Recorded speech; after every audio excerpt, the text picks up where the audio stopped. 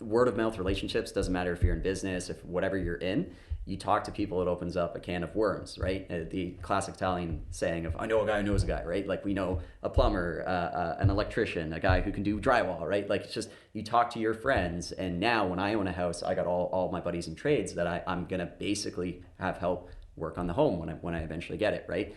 You talk to someone in the detailing world, now I have a detailing connection before I start storing my car for the winter, right? And customers that you start talking to can get you places that you weren't once were, or open up some opportunities for you. Just doesn't matter what it is in life. It's very important to talk to people and value their time, and it goes a long way.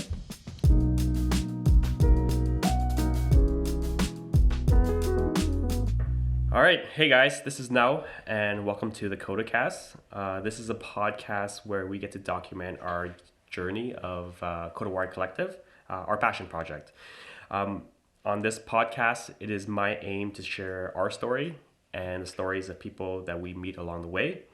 And in doing so, we hope to inspire our audience to cultivate a growth mindset and to build a life around their passion. Today's guest is Rob Scaglione. He is a sales and leasing consultant at the Acura of Oakville family. Rob's been awarded the Senior Sales Guild rank by Acura Canada 3 years in a row, and he's been in the top 15 sales mark for Canada 3 years in a row.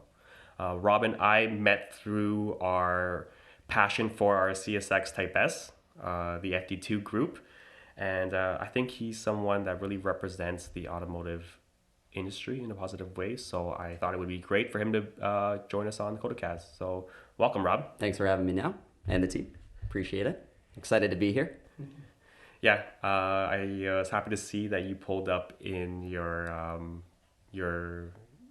CSX Type S. How much have you had? How often have you had a chance to drive it this year? This year, not much. Actually, the last little while, not much. It's kind of been left alone for about 2.5, 3 years. Haven't really changed many things on it. Just tried to enjoy it, and occasionally bring it out. Lucky, very fortunate to get a demo vehicle now for daily driven purpose, and then that's reserved for days off and weekends. And then meeting up with the crew. Shout out GTA FD2. And the beginning, what ignited our relationship, which is kind of cool to come back and to see the CSX out there, the Civic Si out there converted, the FD2. It's great to be here, and thanks for having me. Appreciate it.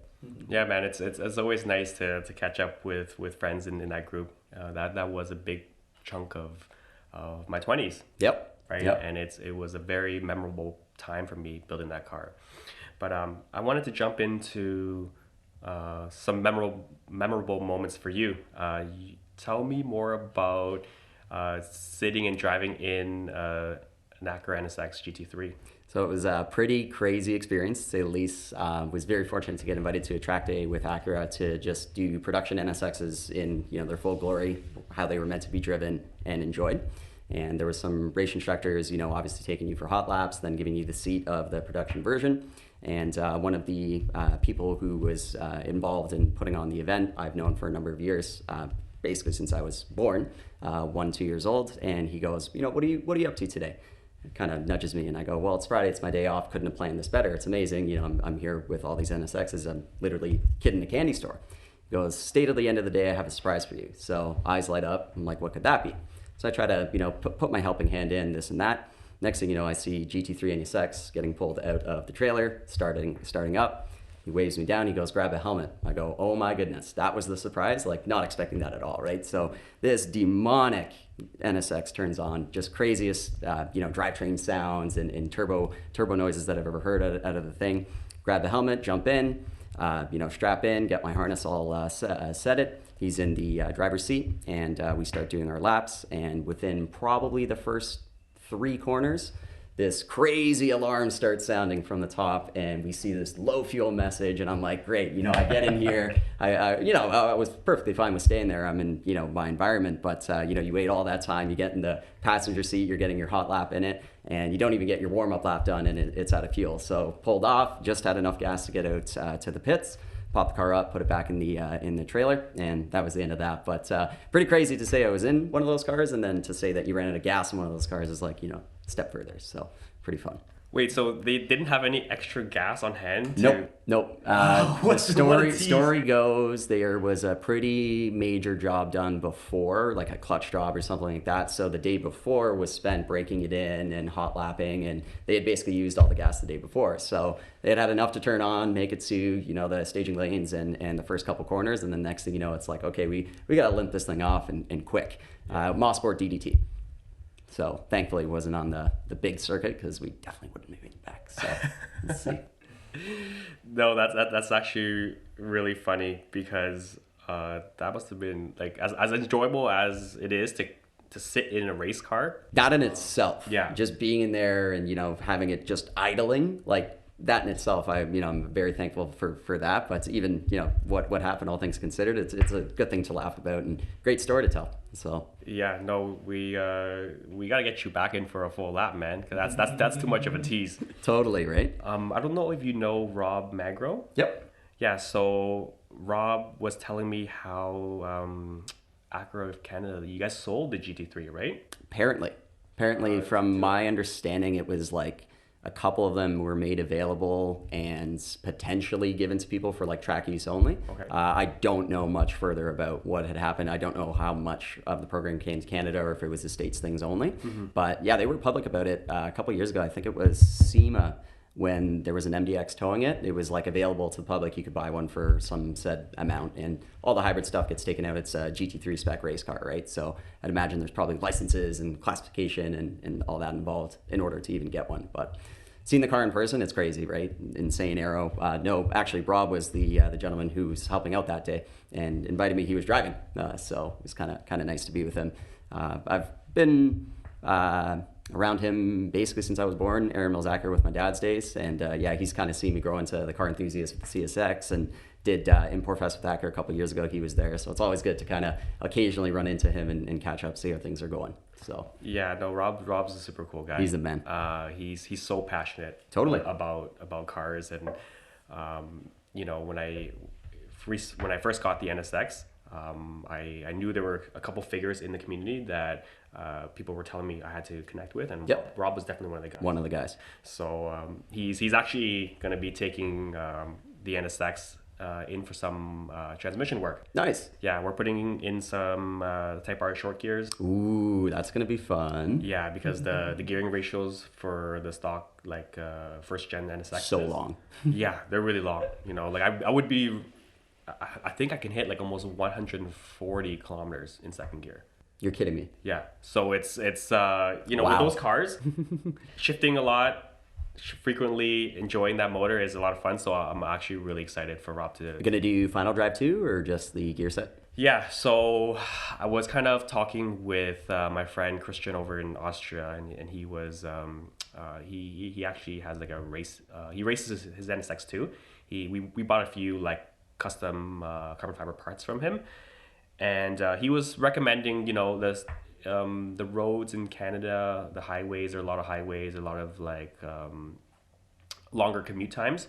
He was saying potentially don't do the final drive yet. Okay. And then see how the gearing is, and maybe it might be a good in between. Right. But then I spoke to my friend Billy, who is also an NSX owner, and he's like, you have to at least try it, taste it first, see what the car like performs like with the full final drive, all the short gears directly from the NSXR. Yeah. And then if it's too much, then you can make adjustments. So I'm Start gonna making go them swap. balls to the wall with the short gears. Hopefully, Nice. I'm not on the highway at like 5,000 RPM doing 120. Because then gas not cheap nowadays. I mean, it'll just remind you of the FD2 days. Yeah. Right. 124K RPM. Yeah. But yeah, man, that's the plan. that's really cool that you were able to experience that. I would love to, because the NSX, the second gen, I haven't really had a chance to experience what the regular car feels. Yeah. So most of my experiences were like passenger and test drive, the occasional transporter from here to there. Can't experience the car at all on public roads, right? It's way too much vehicle for what's out there. Then you take it on the track and you start seeing what the electric motors are doing in the front and how this car is just literally whipping you around. It feels like you're in a wheelchair in some scenarios when I was being driven, for example, by the race car driver. And I was lucky enough to go to DDT probably a year prior with some of the CSX guys. So I had a little bit of an understanding of the corners, the line to take. And he was kind of egging me on, pushing me to go, a little bit further and to experience the car in its full glory was just incredible. And then after that, going to the showroom floor and having one and talking to someone who obviously, pretty intimidating to approach an NSX up, but to say that, you've had all this experience under your belt beforehand, it was just kind of, in theory, this car is amazing. Then you go experience it and it's like you're hearing Lamborghini owners, McLaren owners, people saying like, I want to get rid of these to get one. And for me, that was kind of an eye-opening thing.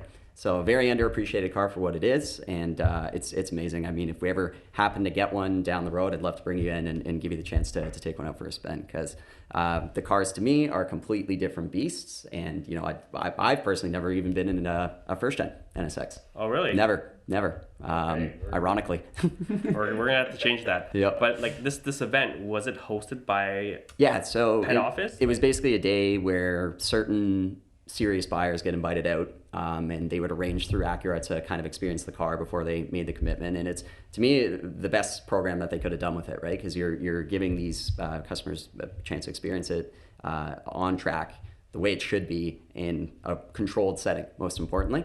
So, it's like, okay, here's with a race car driver who has 15, 20 years worth of experience, and then you take the wheel, and you're just, in some ways, you just feel how underexperienced you are, and then what the car can do, and how it's even working to the extent it's working with your limited knowledge, let's just say, right? Because to me, I know 200 horsepower car is nothing above that, right? A 573 horsepower output was just mind-boggling. And to have the guy with you, coaching you, hey, brake hard all the way down, it was a good experience, definitely a great experience. And then hearing what I heard kind of in the background, not eavesdropping, but heard conversation bits, it's like, whoa, this is a very serious car. And now we're coming out with that final homage, the Type S. That's going to be pretty exciting. So we'll see what that does too. I'm pumped. What do you think of the Type S? Yeah, I'm excited. Anything with the Type S name or Type R name, you have to be excited about. But yeah, it's nice to see a performance variant, and I'm hoping that it does well. And maybe history will repeat itself with what Type R JDM original NSXs were doing. It's hard to say that though. Yeah. Because I know what they're worth now, and parts on them alone, it's insane, right? Yeah. I think as an enthusiast, we're always after like the performance models. So seeing Acura bring that back is really exciting. Totally. With hosting these events, really showcasing these cars. It gives the enthusiast community, people who are potential buyers, insight as to what these cars are really capable of. Because even myself, I've only been on the track like two, 3 times now, and you can never ever. It's really hard to wrap your head around what these cars are capable of doing. Yep. And setting up an event where someone's coaching you and showing you and kind of supporting you, encouraging you, those are the kind of memories you'll never forget. Totally. And on the personal side for track days, having just gone to my first public open lapping day, never again. Private days are amazing. You go with friends, right? It's like there's a certain level of respect. Everyone's out there to have a good time, have good fun. Yeah. So the one day that we did GTA FD2, that went so smooth. Group A, Group B, you segment your beginner drivers and experience, and everyone's out there to have a blast. Right. It was great. But to have that setting, that controlled setting, it invites you to want to make that next step to actually like enjoy your car. For me, it's all weather tires for the first bit, burn them up, learn, right? I was given that recommendation from someone at Acura of Oakville who's been a great role model to me and heavily experienced in open wheel racing and races at Mossport with his old BMW.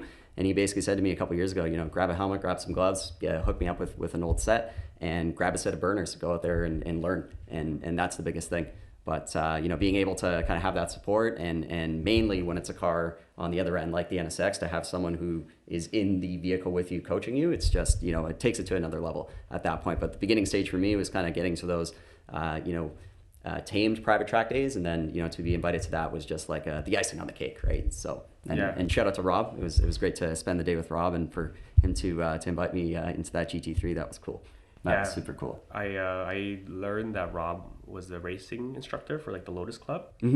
So he knows his stuff if he's an instructor for the Lotus crew. So I've been trying to invite Rob out to a track day with me in the NSX to really coach me through like the fundamentals of how this car handles, how the weight transfers, and things to kind of really look out for. Because I think just one coaching session with someone who's experienced is so invaluable. It's going to open up a can of worms for the car, right? Yeah. In a good way, right? Take it from here to there, raise the bar. Yeah, in a really good way. And he knows someone that also races on the vet. He races a Type R, the FK, part of the engineering team. So he's like, if you want information on both cars and how they handle and what to look out for, he knows someone. So I can't wait to get some seat time with Rob and to potentially do something, because we talked about maybe hosting an NSX cruise. Ooh.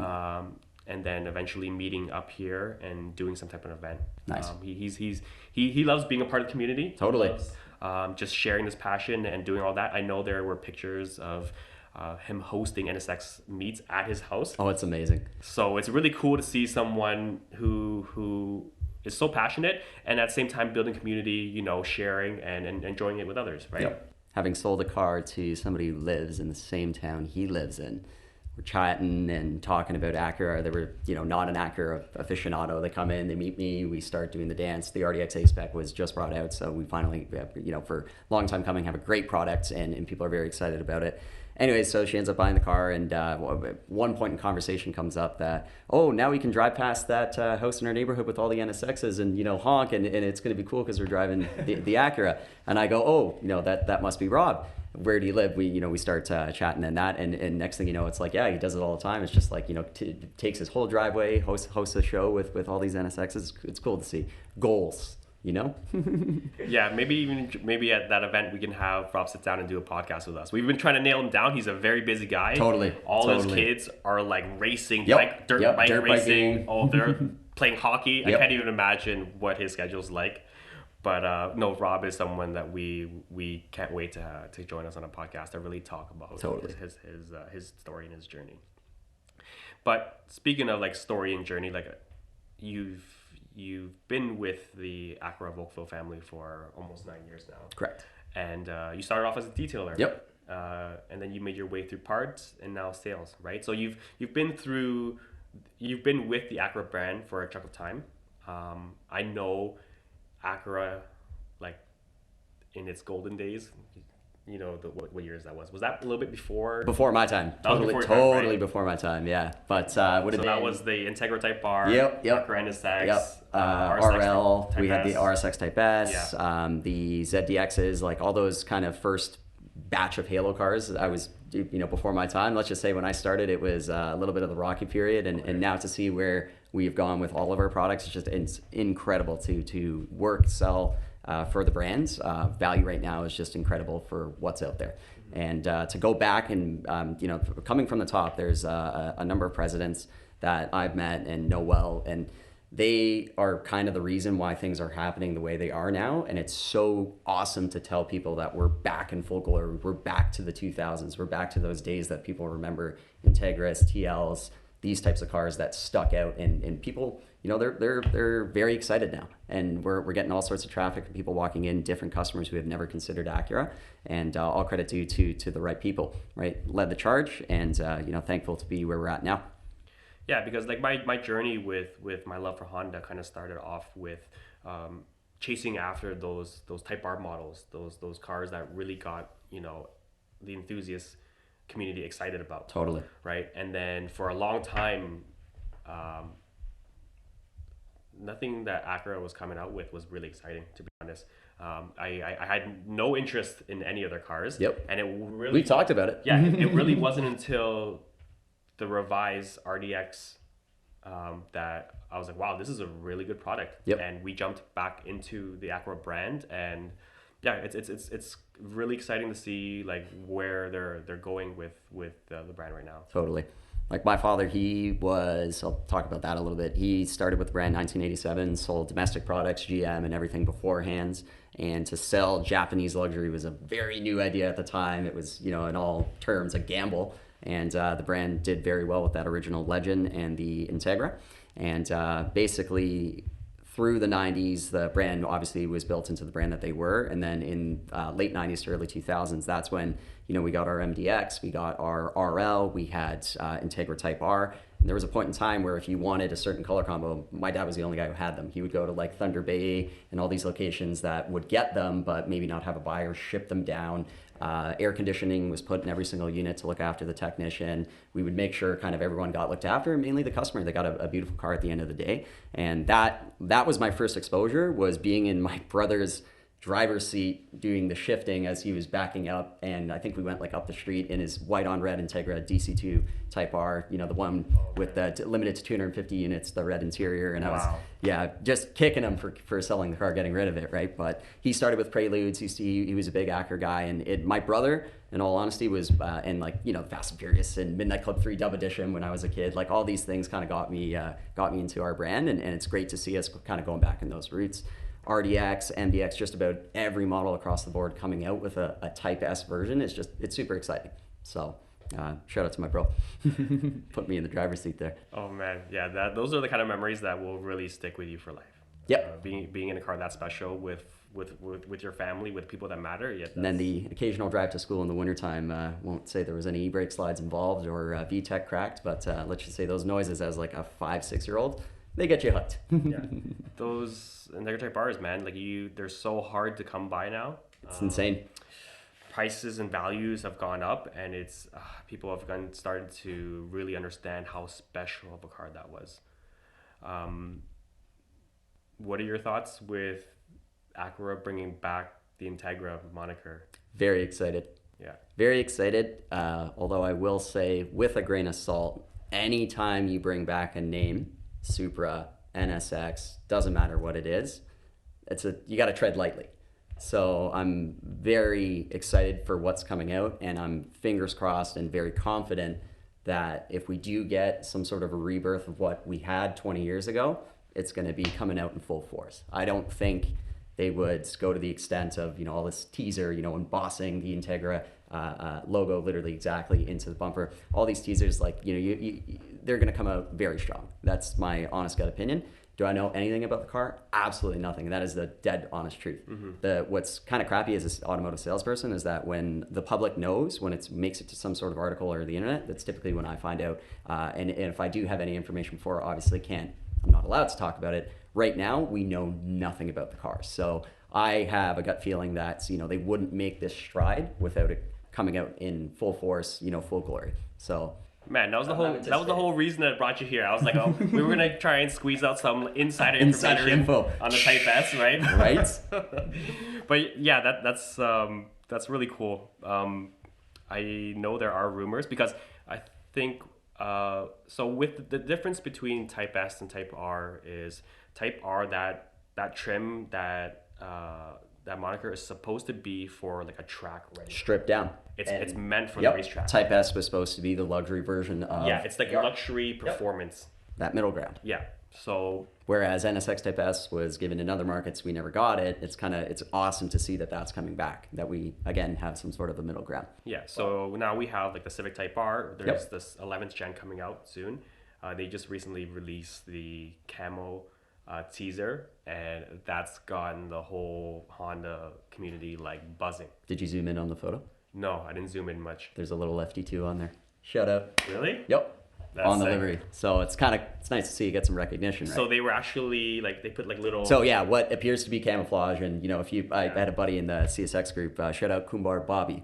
So he sends a photo, zooms in, and there's a little FT2 on there. And there was like 10th gen, 9th gen, so there was a whole bunch of... Basically the heritage, right? Heritage of any sport in induced model was on the car. But from a distance, looks like camo. That leaving the Acura and Honda leaving these little Easter eggs within the camo, which is actually really cool. Big fan of them. Yeah, I know the 10th gen, the styling was either you love it or hate it. Yep. It was very controversial. So now I think with the 11th gen, they're subduing it a bit, making it appeal more. I feel like they went too much one way with the 10th and too much the other way with the 11th, and I don't know until we get the car, but Yeah. like they needed to find that middle ground, you know? I love the 10th gen. Yeah. The Type R for me, it's too much. The interior, the wings, everything. The SI version, we got a coupe in on trade. We've gotten 4-doors in on trade. That was a blast to drive. That was a fun little car. It looked reserved, you know, little tiny wing. But then Type R is an, absolute beast of a vehicle, track ready. Just an insane amount of car for what it is. Nürburgring lap record time, like for FF layout, that was just mind blowing back in the end of high school to see that. And I'm like, oh great, now I got my CSX. This is so slow. Like, what am I gonna do with this, right? But it's crazy. Yeah, for the Type R to come out and put down, I think it was 7 minutes and 43 seconds. Yeah, that was the time. For 7:43. And then that's what blew me away. That's why I have the Nürburgring like special edition Recaros in mind. But I think with the issue with the community with that car is that it was too overstyled, and then you can't really go backwards. Once it's like that, it's like that's what you get. You might as well commit. But at least with if you were to understyle it a little bit, make it not as aggressive, the guys that want to make it more aggressive, you can always add more. Totally.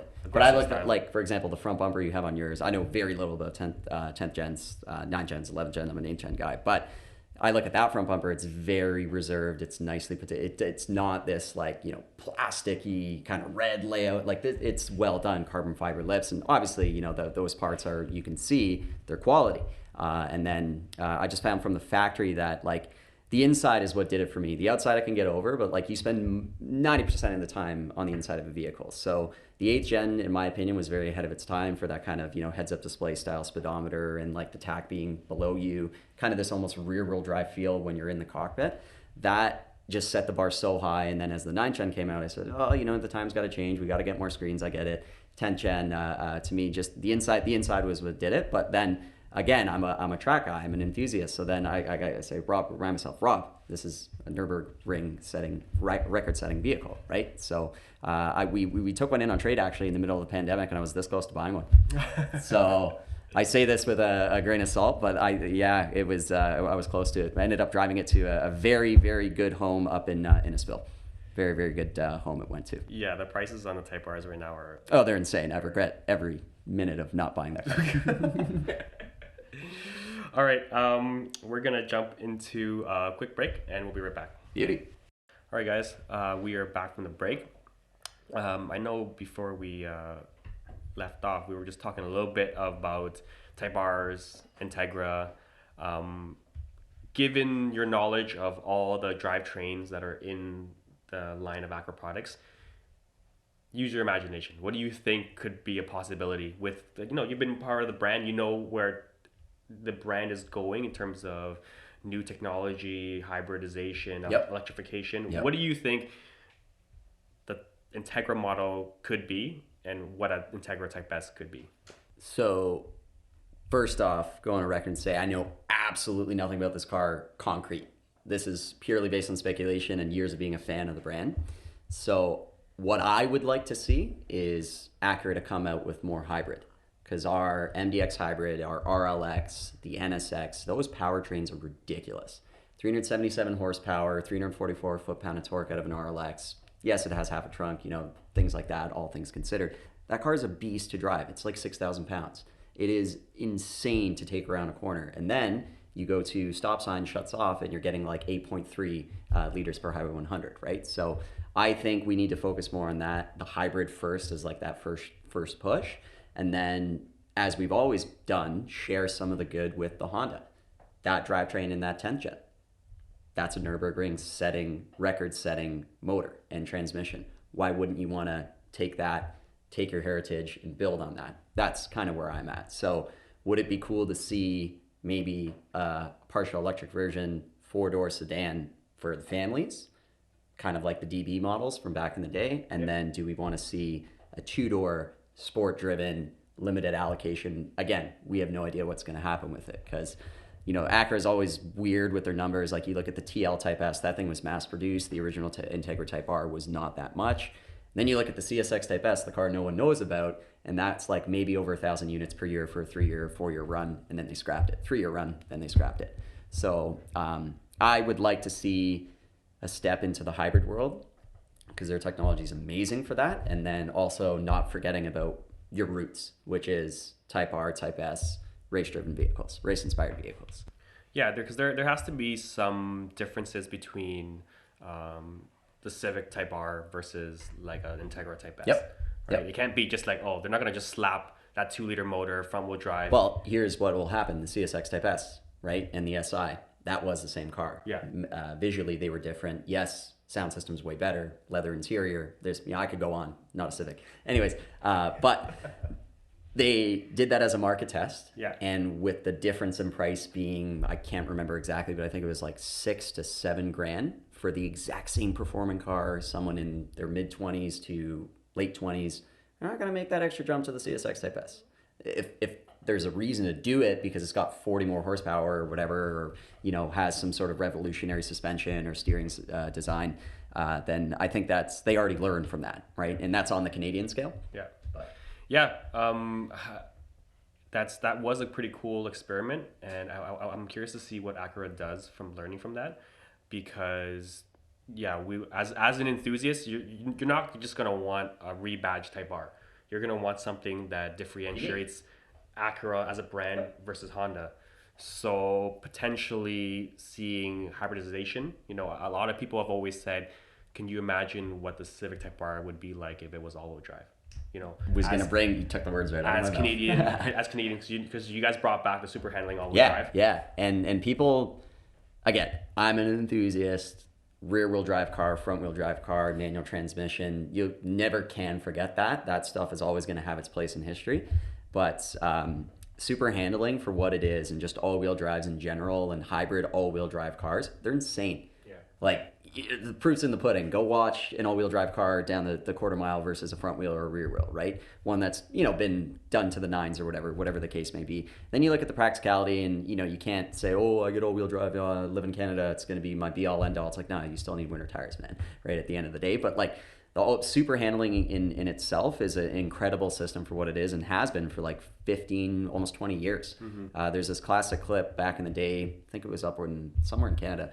They're doing a black ice hill test climb, and the MDX was the only one who made it to the top in the SUV 7-seater category. Mm-hmm. So the technology's there, and for them to be able to kind of maybe make it more race inspired, having now put it in the NSX, all the data's there. They could probably make some sort of stuff work, and to see a hybrid SH all-wheel drive is my dream, because like, even if you get the dad version and it's hybrid SH all-wheel drive for the family, there's probably a lot of stuff you can still do to have fun with that, right? That would be really cool. That would be awesome. If they came out with, okay, so for the Civic Type R, you have front-wheel drive, that's still 2-liter turbo motor, and then the Integra Type S potentially getting a hybrid all-wheel drive system.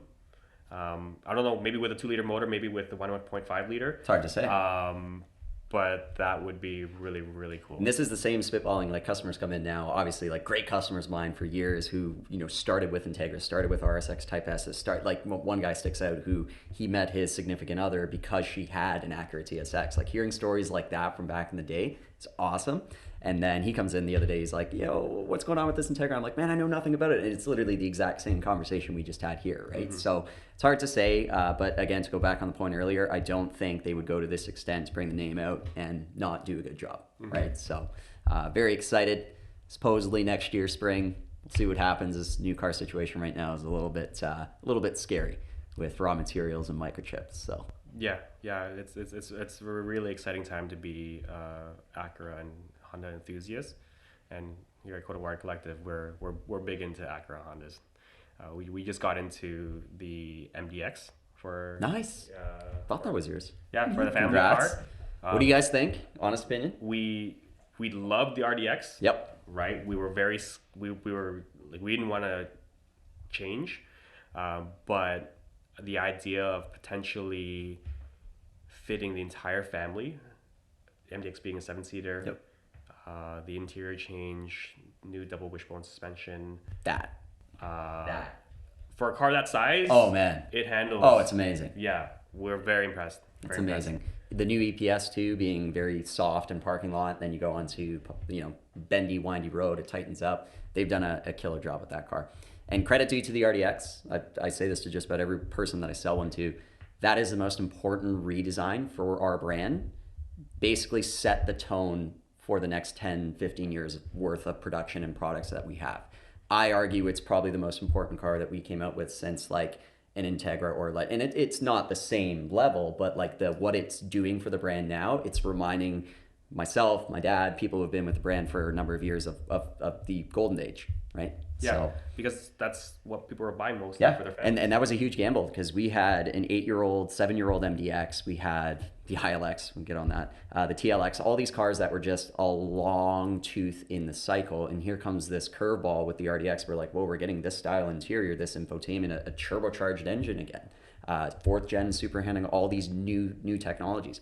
I was very scared, and the car came up honestly with very little problems. Like it has been a very good vehicle for us. A little bit of software hiccups, mechanically a really nice drivetrain, and customers grew to appreciate them. People who were always V6 drivers now love the 4-cylinder turbos. The infotainment being a little bit daunting once you get over that kind of hurdle, once we've kind of sat down and gone through enough stuff together, it's a really nice car. And then to see the MDX capitalize and basically build on everything that started with the 5-seater, it's awesome. And you're very lucky to have had one because I haven't sold an A-Spec for like. But just be good on you. Just because there's nothing to sell. There's nothing to sell right now. It's terrible. I have 0 used cars in stock. Yeah. Right now, and about call it 15 to 20 new cars, a full showroom, and like a partial front line. That's insane. My used car lot is a new car lot. Has this ever happened before? Never. On this scale? Never. Parts manager, service manager, my father, the conversations I've had with them, they've never seen it get this bad. Trailer hitches, to put things in perspective, there's no microchips to build kick sensors and electronic plugins for brake lights. So we're not going to install just the hitch and then do all this stuff after because you got to drop all that out. So it makes no logistical sense to basically, put these trailer hitches on these. So they've been backordered. You can't get one for the MDX. RDX has been, steadily flowing out. It's just all these scary things. Winter tires being shortage, winter mats in the middle of the summer. Winter mats are on back order.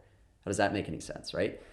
We were good for most of the summer. We're very thankful to have had good inventory sell it. And then it was all of a sudden somebody hit that light switch end of August into September, and it was just like we looked outside, very limited units. Then the parts thing, back orders it's part of the business, but it was like a steady part of the business. Almost to the point now where I'm like certain accessories I probably won't put on a bill of sale for now until things get a little better, right? Because we don't know what the ETA is.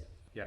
There's no really timeline for how things might be picking up. It's hard to say. Some people say a year, some people say 2 years. Mm-hmm. I hope it's over as of yesterday, right? Like we want to kind of get back to normal and be able to welcome customers in and be able to sell a white MDX A-Spec like that, beautiful machine. I have one of them to show. I can't sell that demo because there's no replacement for it. Yeah. Right? So, but adapt with the times. We'll get through it. One thing I've learned from detailing, you put your head down, hard work gets you through to the end, no matter what it is. So. It's been a tricky period, but happy to see, there's light at the end of the tunnel and there's a lot of exciting stuff for the Acura brand moving forward. I wanted to ask you about, you've been through all the different departments at Acura of Oakville, and what are your thoughts on the importance of like word of mouth and relationships and how you build them and what you've learned over everything? In my opinion, word of mouth is kind of like everything. In the auto industry, whether it be detailing, body shop, service, parts, sales, we have a bad rap. And unfortunately, that's a stereotype of the industry. So the good guys shine like bright stars, in my opinion. So word of mouth is going to go an extremely far way. We have customers who come from all walks of earth to specifically buy from us. I had a customer 2 months ago come from Windsor to pick up from me. Right, so like when you're passing 15 different dealerships on the way to get here, wow, or you're driving past all these detail shops to come to Kodawari specifically, coming for the experience, you're coming for the people. The people are a big thing. And I'm a firm believer, younger generation, I'm 24 years old, we've kind of forgotten the importance of staying word of mouth, contact, conversation, picking up the phone, calling people. I got friends who just don't pick up their phone.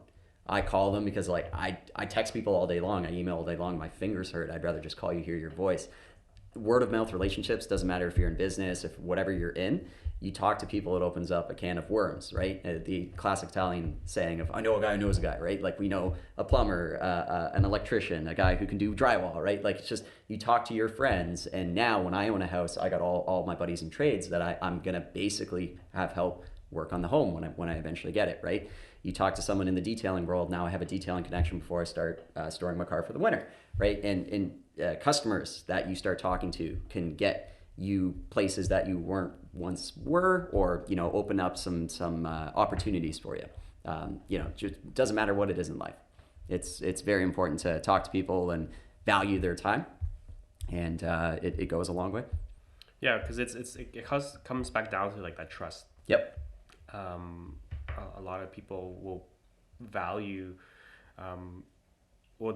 they prioritize that trust over like how much you're paying or like this and that. Like it's all about just giving your car, getting it serviced, and even if it's expensive, even if it's not exactly what you had planned, but having someone there that you can trust, that will be honest and be clear about what it is you're dealing with, I think is just really important. It's kind of a dying art, I find, too, especially with the whole push for online industry, and people like talking to people.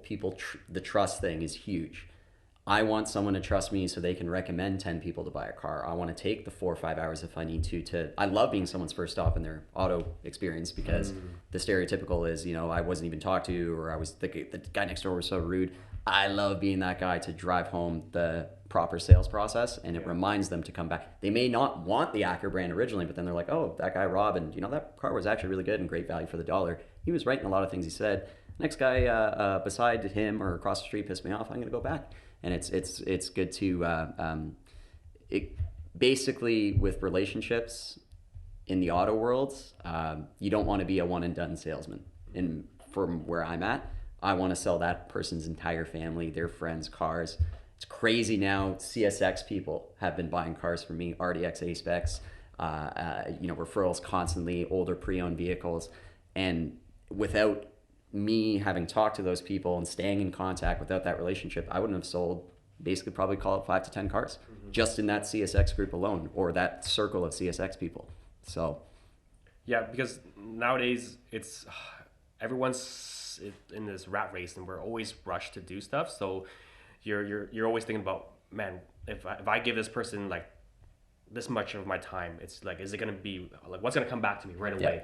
Yeah. But instead of like being able to reframe that with like, what, if I show this person some kindness, if I'm present with them, if I actually spend some time and share with them, even if it might not come down to a sale right away, that leaves a very lasting impression. You want to make an impact, an impression, no matter what it is. Because it's funny, we've joked around about a legend in the Acura community, in the Acura brand, right? Someone that I'm very lucky to call family, Alan Vong, right? Shout out Alan. He's someone that I think has exemplified that very well. And tell me what you know about Alan and the story with him. One that sticks out. Yeah. So customers in to browse at cars, and TSX owner, nicely kept vehicle, great old couple. We start talking, we find this Obsidian Blue RDX. You end up coming to terms, and are you going to service the vehicle with us, as we always say at the end of the sale? Rob, with all due respect, I got to be very upfront with you. I said, what's that? I live right across the street from Aaron Mills, so I said, okay, that's a fair enough reason. And he goes, and this gentleman named Alan. And it was the first time I heard the name Alan. I go, who is this guy Alan? This guy is seems like he's a pretty big deal. This was probably one of my first initial used car sales. Time goes on, and we have a lot of customers who have followed us for the sales process based on that. And service relationship is completely with Alan. So when this has happened now, like 5 or 6, 7, 10 customers, I'm like, this guy is obviously great at what he does, and like I would obviously feel pretty trustworthy bringing my car to him. Talked to my old man. I said, do you know Alan? Blah blah blah. Oh, I know Alan so well. Obviously a great employee for him, and it's just like he's an amazing guy from what I understand. I haven't exchanged many words with him, but to hear time and time again from multiple age groups of customers, it's crazy. And it's awesome to have people like that in the Acura world. We need more people like that in the Acura world, in my opinion. Yeah, he's man. How do I even explain this? Like, we're so lucky. The timing was so right that we jumped back onto the Acura brand in terms of like our daily driver, the RDX, and just having someone like him to go to for service. Yep. And someone that we can just trust that can do it. And just speaking to his wife, she's even saying how like I've never seen customers treat Alan like he gets treated. The gifts that they buy for him, they've gone out of their way. It's crazy. They actually drove to where Sheena works, his wife, just to congratulate her on the wedding because they care so much about Alan and their relationship. That's impressive.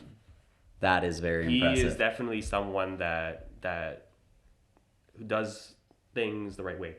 Puts people first. Yep. And then everything falls in line. It's the biggest thing.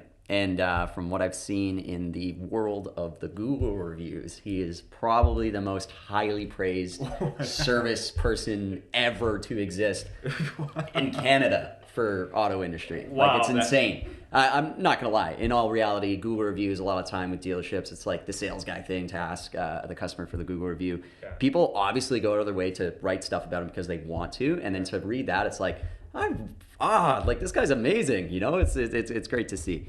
But like I said before, we need more people like that in the auto world, in the Acura world specifically, but in the auto world. Yeah, you know what? I'm gonna go and see if I read up on some of his reviews, and then maybe the next time we're enjoying a beer together, I can remind him. Yeah, congratulate him and encourage him for the good work he's doing. Well, if you do that in any end, like my finance manager has been an incredible role model to me. He taught me everything I know about the administrative side, number side of the business. He has had customers follow him from Aurora to Maple to Oakville who have tracked him down on Google, found where he works to buy a car. And now I'm honored to be able to assume them as my customers and assist him or help out. We've gone to Ottawa to drop off cars. We've gone to Allison to drop off cars. London, like COVID initial lockdown car selling was kind of crazy. I was in my basement, in pajamas doing presentations, would fire to work, do a little virtual tour, and then pure stipulation, go drop it off, make sure that everything is as described. There was a refund policy in place. Nobody thankfully had to take advantage of. You do your proper presentation, it was good. But yeah, we have had a lot of customers follow us. So for me to see that on the service side, we see it. I'm more used to it on the sales side.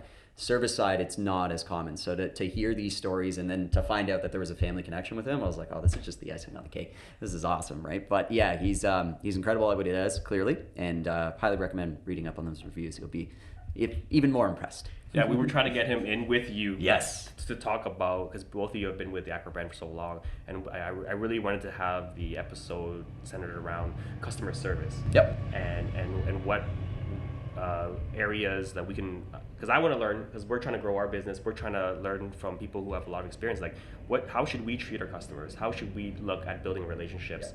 And he's a busy guy now, so hopefully maybe round two I'm in. That'll be a lot of fun.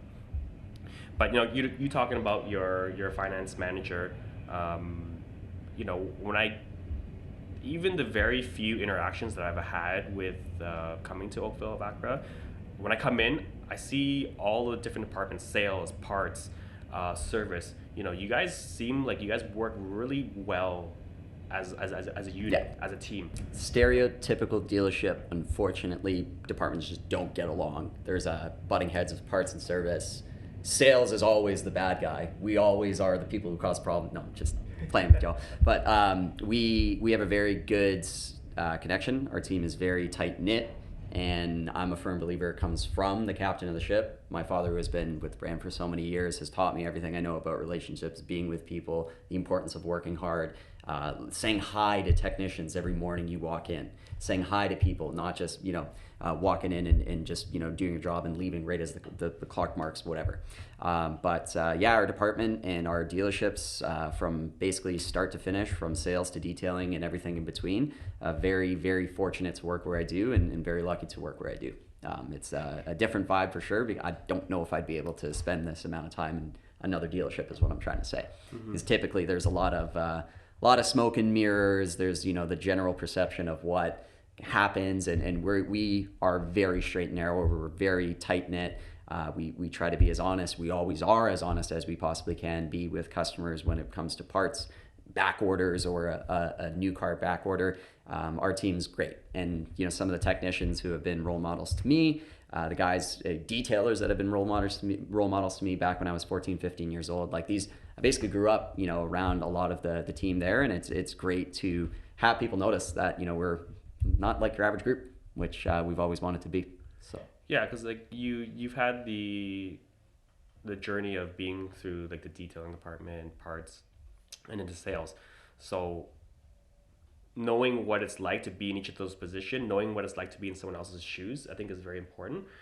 Is there like, do you guys have like a certain process or meetings where you guys are able to kind of communicate and plan and strategize? Like how do you find an effective way or a strategy to get the parts, service, and the sales team flowing, working like a cohesive unit? we have our kind of, like to call it, the Acura of Oakville process, which is just us, the way we do things.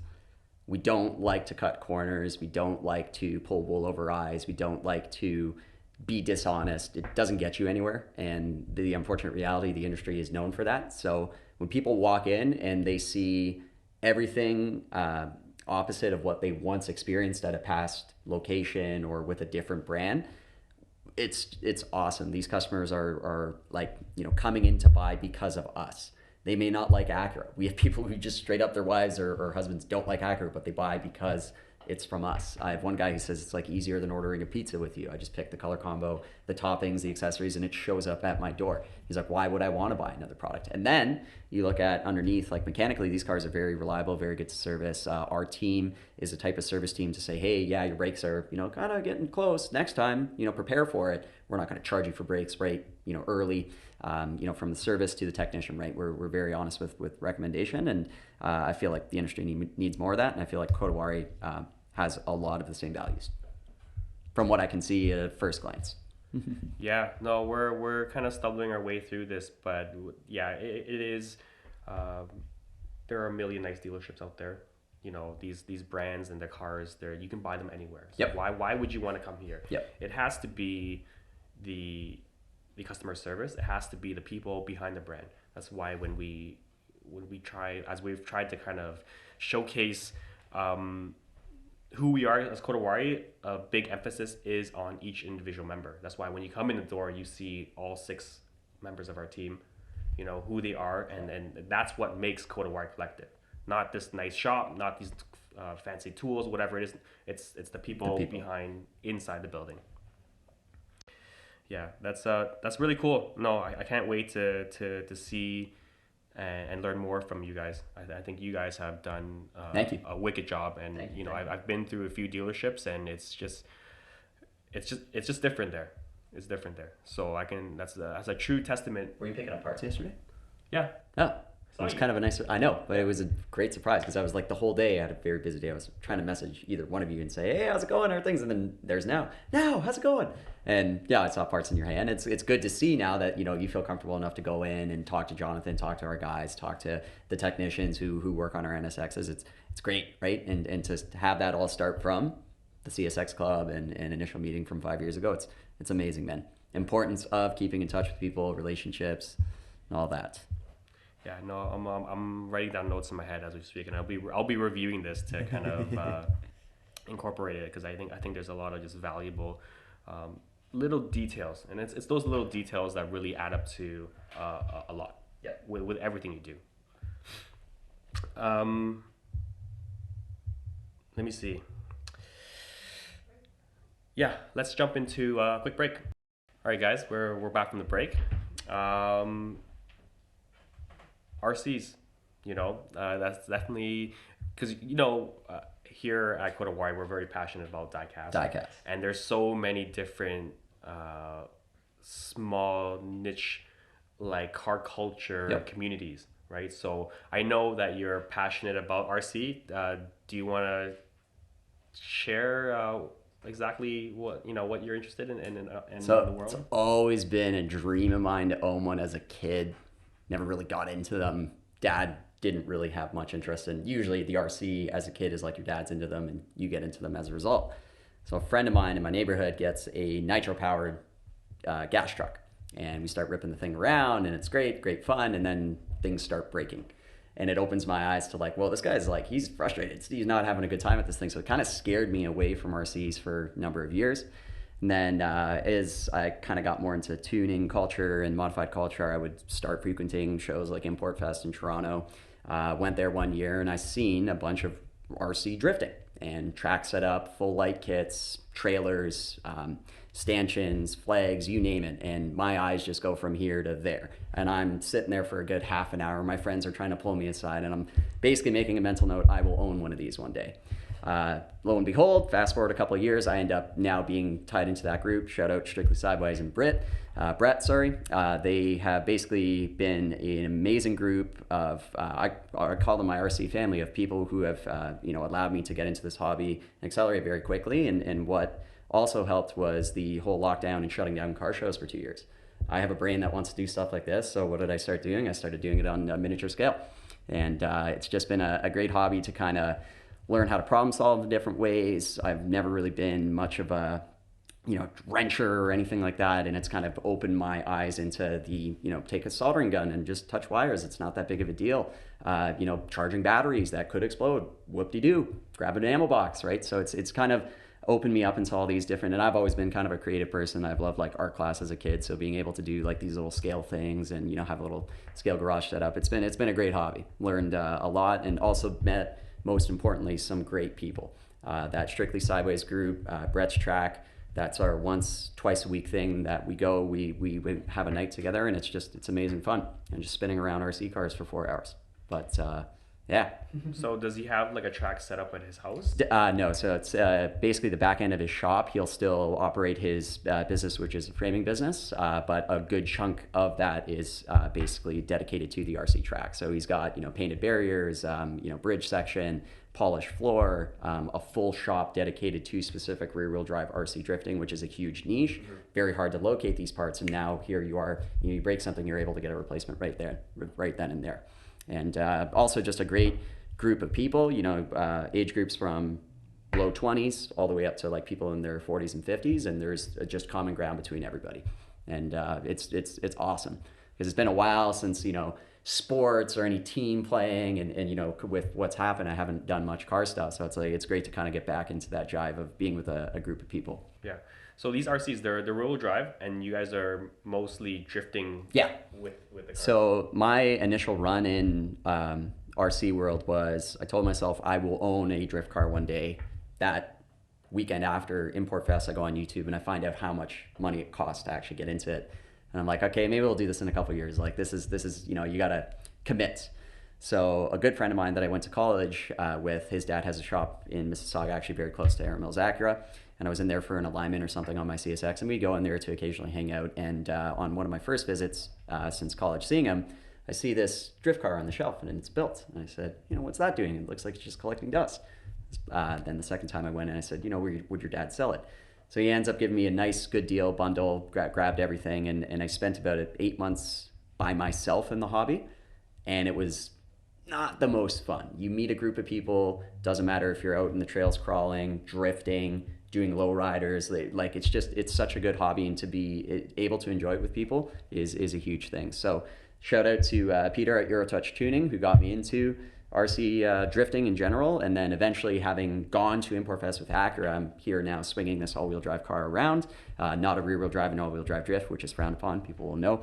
Lo and behold, I meet one of these guys from Strictly Sideways who's also driving an Integra as a drift car, go figure, not a Sylvia.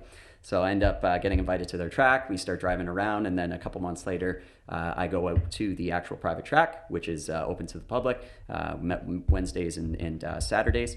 And basically, the rest is history. It's been like 2 years with them. Can't believe it, but yeah, we've had a lot of fun, shared a lot of laughs. So what's powering these rear-wheel drive? Brushless motors, censored the whole bit. You have an electronic speed controller, which is kind of how the trigger reacts to your input. They're boosted, so they have basically turbocharged electric motors. So you'll be in a certain rev range They've got brakes for, sliding, kind of simulating like you're pulling an e-brake when you're going into a corner. The steering servos are lightning fast, as you're turning, the wheels are going like crazy. And for the most part, gyros. Gyros make everything happen. So what a gyro does is it allows you, as you're hitting the gas, to basically steer the car with throttle. And a lot of rear-wheel drive is that. And then practice makes perfect. These guys are on your door. There's like a train of 15 cars. You don't want to crash. You will crash. All these things that, and it's great to be with a group of people that, allowed you to kind of get into that, because it is very intimidating. When you're at a car show, like Import Fest, and there's crowds of people around you watching these rear-wheel drive cars, it's pretty cool. Yeah, that's a lot of pressure. Tons. Very nerve-wracking. It's funny because as we've gone to learn more a little bit about the drift scene, because at Driven we actually had a podcast with Jack Ultra, and he was getting into the drift scene, and he was explaining how drifting is, like, in his eyes, a dance. It's like a performance in cars, right? So being able to kind of enjoy that in RC form is kind of like a stepping stone. Fraction of the cost. I've always wanted a rear-wheel drive car. Probably not going to get one for a number of years. I will one day, but it's like, you can enjoy this. And then the lowrider. I've always wanted a 6.4 Chevy Impala on hydros, some sort of a Buick Regal on hydros. They cost $100,000 the way I want one done. That's like a life goal for me. So here comes Red Cat Racing, RC company, with this scale lowrider partnership with an artist from Amsterdam called Jevries.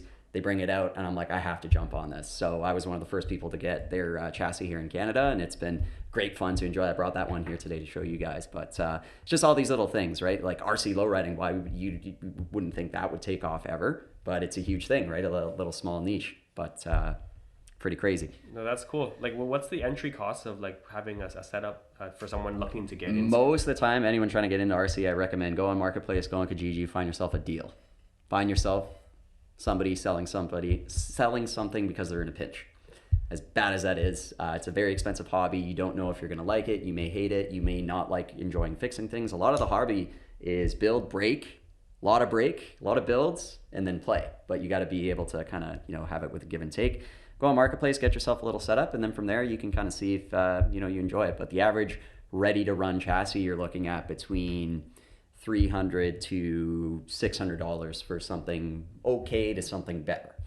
Serious rigs, $800 plus, $900 plus. When you're diving deep into the hobby, some of the guys at the track, we're talking $4,000 or $5,000 chassis. Holy smokes! Yeah, no, we're talking engineered McPherson strut assemblies, rear active toe. We're talking custom carbon decks, motors that cost as much as my RC No, I'm kidding. But you get up there in price. Bodies, the detail that goes into these diecasts on a lesser detailed scale, but also in the same ends, a dashboard could cost $200. An engine bay, an SR20 or a 2JZ or whatever motor 3D printed, that could be a $200 piece. Now you drive these things, you could break all these parts, right? So some of those bodies, you could be looking at $500 to $1,000 for just a body. Mm-hmm. It's pretty crazy. Yeah, no, that's cool. Because I think about this, because I have a son and he's turning 3 this weekend, and I'm thinking of like potential things that we can do together. And I think this RC hobby is something that we already play Hot Wheels. We already do that. We collect like diecast, but having something that maybe we can kind of tinker around together. Yep. And I can teach him the mechanics of a little bit of what cars are like before he goes into the full-fledged thing. But enjoying that activity as father son, that could be something that would be a lot of fun. Totally. Starting as somebody who built Legos, Bionicles with my brother's assistance, got me into diecast thanks to my brother, got me into Ferrari thanks to my brother, racing games thanks to my brother. Now the like RC stuff to me is just like Lego for a 20-year-old or someone in their 20s, right? It's just that way for me to express that side of the brain and have a good time doing it. It's awesome. Because I'm such a big car fan, I have so many friends who have known me for a long time. They're like, yeah, that is the most like you hobby you could have ever gotten into. It's so I'm like, well, I've always been a car nut and I've always appreciated detail and diecast cars and stuff. So it's snowballed. And then obviously with pandemic, it honestly kept my head afloat. Being able to, forget about what's going on, hunker down for 4 or 5 hours and complete a build, throw a Bluetooth speaker setup in the 6.4, make the thing jump off the ground, 4 wheels, all these things that you shouldn't do. Like we always try to push the boundary. Me and especially the group of guys that I'm with, Hoop DRC, Strictly Sideways, all these guys that I have known for a long time. They're honestly, I thank them for what they've shown me and relationships, stuff like that. It doesn't matter if you're selling a car or building a small little replica toy car. These people have made a good impact on me, and I'm very thankful to have gotten into the hobby. Yeah, being able to enjoy these hobbies with friends is really what makes it enjoyable. Doing it by yourself, not being part of a community, it's just different. It's different. Yeah. Now, there's times for that. It's fun to go out on the trail on your own for a couple hours, just clear your head. It's fun to, just drift around solo in your garage on your own. But then at the same time, like half the reason I got into all these RCs was to be able to bring them to car shows.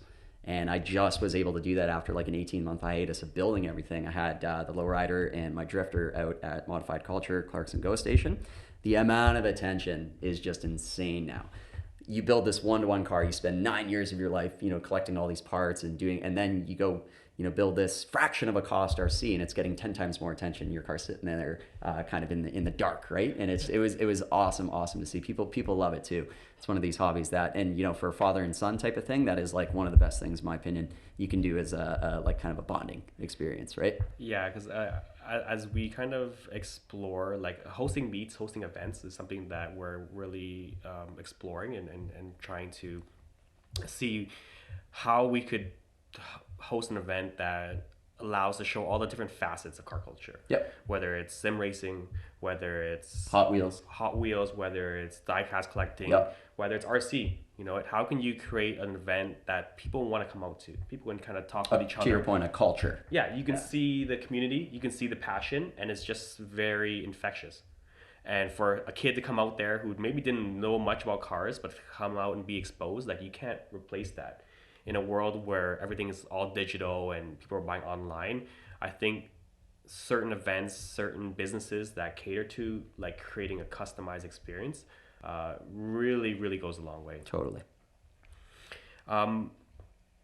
You spoke about going on drives and kind of decompressing. How's the journey with the Type S been? You've had the car for 7 years. Yeah. Right? 7 going on 8. Yeah. October 2013.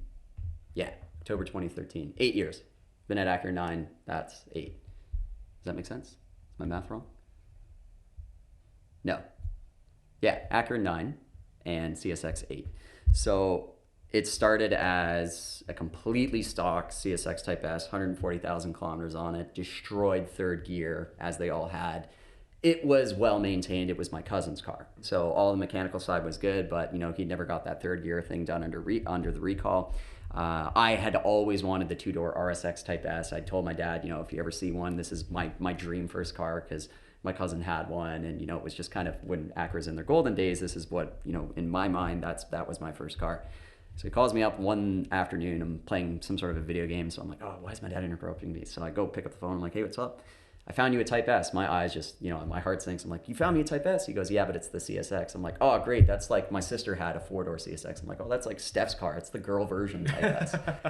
So I wasn't initially happy, got the car, stick the key in it, and go to turn the key, and the 8th gen problem with like the key breaking, the key itself was in the ignition. I go, what a great first start. The first start? The first start was I break the key. So I'm like, oh man, like is it whatever. Couple of months go by, and the car was in storage for like a year, and it snowballed into, holy crap, this is super rare. They didn't produce a lot of these.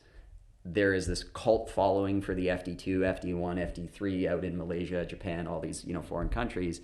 And this is debatably the last of the old school jet. So I'm like, I got myself a gem here. Had run into a mechanic who had worked for my dad back in the 90s for Acura, and basically told me the importance of this CSX Type S. And to cherish it. Don't go crazy. Everyone wants to throw a $5,000 turbo kit at it, make, have all sorts of boost and go blow the transmission out of it your first pass. He was basically like, dude, small mods, do them yourself if you can, see the progression of the car and learn. So I kind of took that, but took it to the next level because it's been like, a long time with that car. So to me, it's a forever vehicle. So there's no rush to do stuff. I find with a lot of builds, people kind of just go gung ho and they don't enjoy what they're doing. And I see kind of the way you progress on the FD2, the NSX, you guys do some huge things to them, but it's like in chunks and you get to appreciate what's getting done at that time. So that's been the biggest thing with my CSX is I want to be enjoying myself when I'm putting on the parts. I want to enjoy looking at them. I want to enjoy telling people about, hey, it took me 7 years to find an authentic grill. It took me 8 years to find the authentic front lip. I had, stumbled across the rear end by accident from a U.S. seller who, it was my first time buying something off Instagram. You never buy something off Instagram from the U.S. Like it goes against everything your Italian mother ever told you, right? So all these cool little bits, it's kind of snowballed. And then meeting the CSX group ultimately was kind of the icing on the cake. Like, okay, I got to keep this car. Shortly after I had met you guys and I'd seen your original vehicle, Rogers, and a couple of the local builds that stick out in the FD world, and a S2000 comes up from a owner who is old guy, services the car. It's got like 50,000 kilometers. It's a AP2, so next gen, and brand new rag top, just beautiful car. My father offered me the opportunity, hey, do you want to sell the CSX and get this? I denied it. To stay with the FD scene, to stay with CSX Type S. Fast forward, I'm in training courses with Acura and I'm trying to pick people's brains like, hey, who knows anything about this car? Because I can't find any info. And they're basically hinting to anywhere from 1,000 to 1,200 per year were produced. The VIN numbers are decoded in the first last 6 digits. First 3 will be 250. In theory, that's supposed to be the amount of colors produced. So like silver, black, white, and blue were the only ones you could buy. 250 was supposed to be your run of that color. 202 of 250, a couple of my buddies, 100 of 250, whatever the case is. A lot of them have probably been written off. They weren't sold well. So it's like, who knows how many of these are around? Who knows if it's going to, I don't think it's going to be an Integra Type R price point and it's not the same vehicle, but it's can't hurt to keep it. It's been this long. Yeah, it's got its own place. It's got its own place in the story. And they were only produced for Canada, right? Canada. Yeah. CSX, Canadian Sports Experimental, is the actual breakdown of what that means. And basically, it was a done-up version of the SI. So mechanically, it's the exact same. We have leather interior, better sound deadening, more foam and sounds deadening in the interior. I think different glass, acoustic glass, voice commands, speakers. Did I say speakers? So there was a few things that set them apart. And then the whole not a Civic thing with my vehicle was like, I work for Acura. I can't rip all the Acura badges off this, convert this to a Honda. My dad's going to shoot me. So I kind of just went with the run of like, okay, how can I make this look like my dream FD with still keeping, Acura heritage? Integra Type R is on the rear trunk, the red A. That's a very, very serious badge for our brand. The grille doesn't have any Honda exposure, although all those parts are for the Civic, technically speaking. Tried to retain every badge that I have. Spark plug cover, did it up in carbon, drilled holes to put the Acura badge back in, right? Like all sorts of small stuff like that. But it's been a long journey with the car. Unfortunately, a little slower than I'd like it to be. When I say I've enjoyed myself, the last 3 years, it's just, I haven't touched the thing. I've been collecting parts. Everyone in the CSX group, it's like the ongoing joke. When is Rob going to throw those Recaros in his car? When is Rob going to do anything to his car? Why did Rob buy a Ruckus? He's not ever going to work on his car again. It's like, we'll get there. Well, so. It's you got a lot of hobbies, man. I know between RC, takes a lot of time. Pass, yeah. If you bought a Ruckus, you're into like collecting shoes as well. So you gotta divvy up your time and energy amongst all that. I'm not going to lie, the whole shoe collecting thing, that's starting to fizzle out just because it's becoming unattainable to buy these shoes and get these shoes at retail. Like my whole journey as a kid was trying to get deals on these kicks and then seeing them go into this insane bracket of price point. Now it's like I can't get a retail release and I maybe buy one pair of sneakers a year now, where it used to be like try and hoard them all up and eventually sell them for down payment on house. The dream. That's not going to happen. Yeah, the CSX Type S was just a really special car for the Canadian market. Totally. Because so that car, mine specifically, sorry to interrupt, my dad sold to my cousin. My cousin traded that in for an MDX, and then I took ownership. So technically has stayed within my family since new. Yeah, that's awesome. the fact that, you know, as a Honda enthusiast, you're always chasing after the models that you couldn't get overseas. The Type R, Civic Type R being that, the FT2. So seeing that as Canadian, you could get a model with the same headlights and not have to spend all the money on doing the full conversion. That was big, man. That was big. And that's the reason that really pulled me towards getting that 8th gen, getting a CSX. Yeah. Right? And I know how much you love the 8th gen in itself, just, you know, the stock form of that car. I remember hearing stories of, there was a salesman who had worked with my dad for a number of years, and my pre-owned manager was like, haha, CSX Type S. He goes, you know what my first demo was here when I first started at Acura of Oakville? He goes, a white on tan 5-speed CSX, like, you know, and hinting to, hey, it's the girl version. I'm like, bro, you know, the Type S is amazing, right? It's good. His customer had one that was completely replicated to FD2. And the story goes, there was some drama with his lease return. Like, they had to buy the car back, obviously, and sell. It's like, dude, you can't just rip off, convert the whole thing to a Honda and expect no ramifications. But hearing that, I'm like, oh man, like, wouldn't it be nice to like have that come into my hands? But yeah, it's just an incredible car for what it is. I find that because it's rarer, there's not a big following to have stumbled upon the group that I'd stumbled upon, you know, the 30 or 40 of us that exist in Toronto, and there's a few out in BC and Alberta and in some places out west. That kind of put the icing on the cake, where it's like, whoa, now I got a group of these guys that are going to kind of have the same plan as me. My buddy Brian, who's got, you know, Seeker front end on his FT2, he's waited 2 years for that. You know, now I got a good friend to stay with through the end of the ride. A lot of, you know, now with you, with Kodawari, with this FD2, shout out to Sherry, donating the car. That was amazing.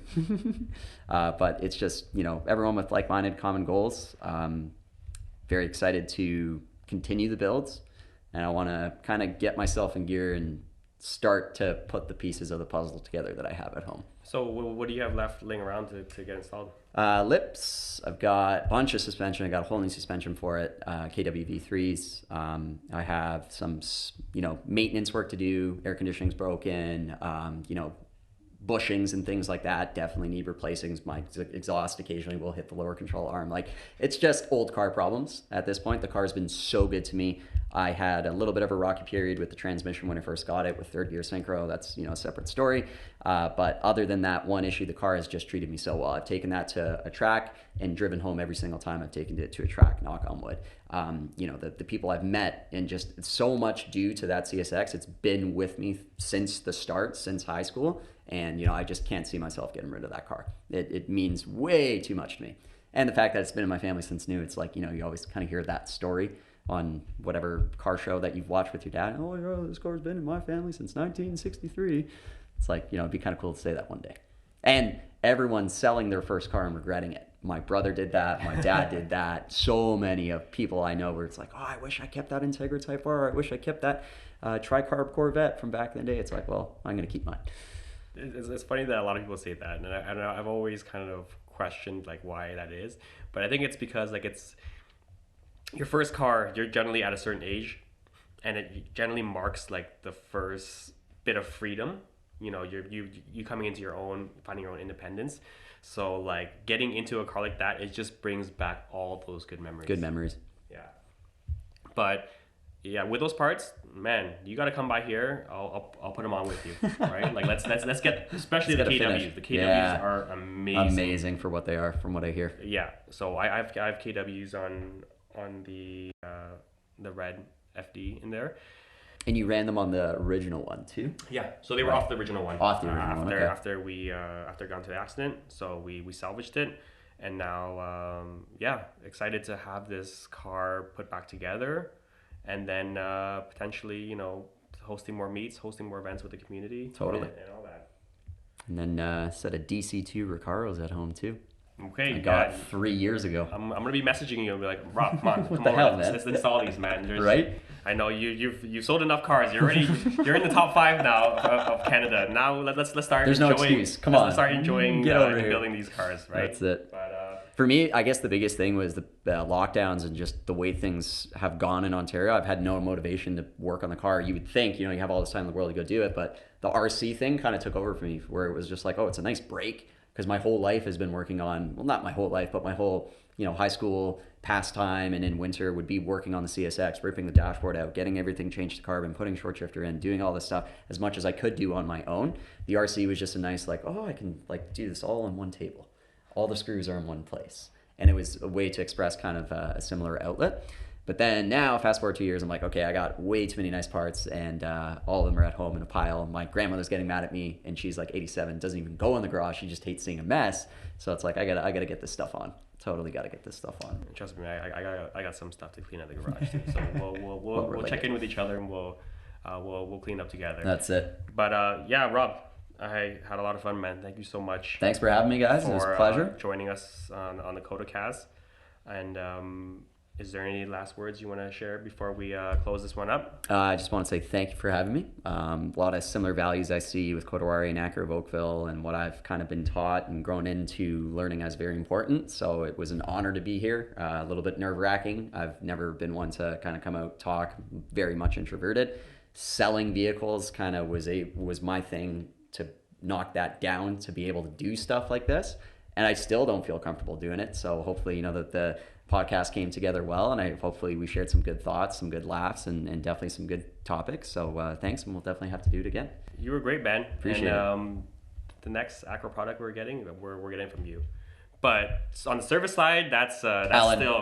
That's still nil. I get it. Yeah, I can't stray too far away. Dude, at this point, I'm gonna bring my CSX over to him, like legit. But amazing. Yeah, thanks guys. Hope you guys enjoyed this, and we'll see you in the next one. Cheers.